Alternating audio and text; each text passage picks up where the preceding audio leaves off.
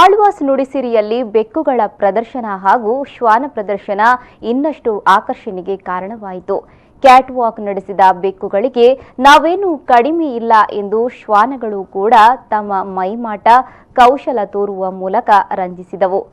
ಆಳ್ವಾಸ್ ನುಡಿಸಿರಿ ಹಿನ್ನೆಲೆಯಲ್ಲಿ ವಿದ್ಯಾಗಿರಿ ಕ್ಯಾಂಪಸ್ನ ಪಿಜಿ ಬ್ಲಾಕ್ನಲ್ಲಿ ಶ್ವಾನ ಪ್ರದರ್ಶನ ನಡೆಯಿತು.